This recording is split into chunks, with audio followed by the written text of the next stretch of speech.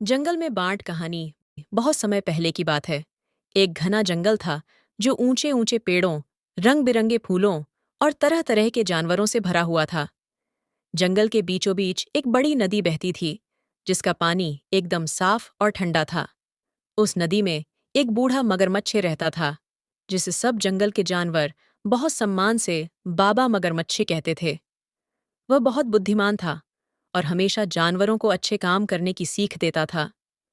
गर्मी का मौसम था और जंगल में कई हफ्तों से बारिश नहीं हुई थी।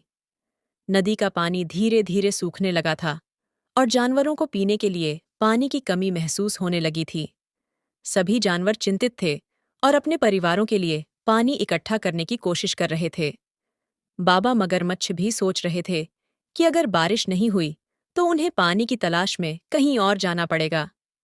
कुछ दिन और बीते और आखिरकार एक सुबह आसमान में काले बादल छा गए। जानवरों ने खुश होकर आसमान की तरफ देखा, क्योंकि उन्हें उम्मीद थी कि बारिश होगी।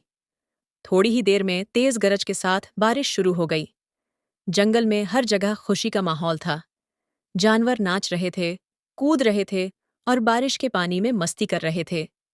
नदी भी फिर से भरने लगी और बाबा मगरमच्छ की खुशी का ठिकाना नहीं रहा। बारिश की बूंदें बड़े बड़े पेड़ों की पत्तियों से टकराकर जमीन पर गिर रही थीं।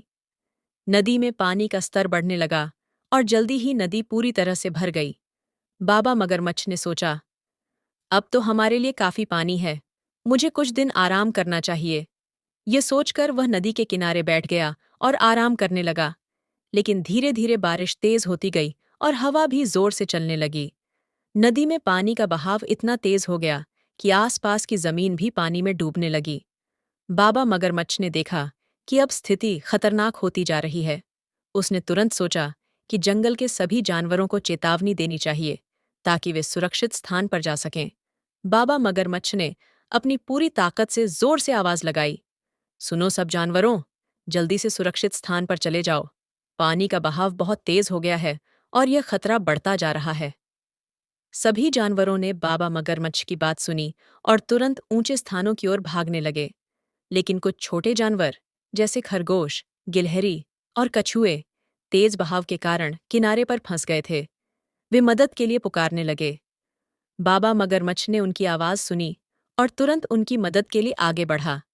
बाबा मगरमच्छ ने एक एक करके सभी छोटे जानवरों को अपनी पीठ पर बिठाया और उन्हें नदी के पार सुरक्षित स्थान पर पहुंचाया। सारे जानवरों ने बाबा मगरमच्छ का धन्यवाद किया और उनकी बहादुरी की सराहना की।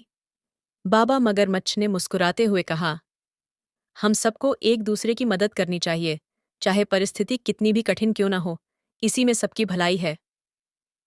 धीरे धीरे बारिश कम हो गई और नदी का पानी भी सामान्य स्तर पर आ गया। बाबा मगरमच्छ और सभी जानवर सुरक्षित थे।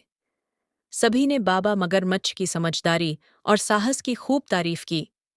नैतिक शिक्षा इस कहानी से हमें यह शिक्षा मिलती है कि संकट की स्थिति में हमें एक दूसरे की मदद करनी चाहिए और दूसरों की भलाई का भी ख्याल रखना चाहिए।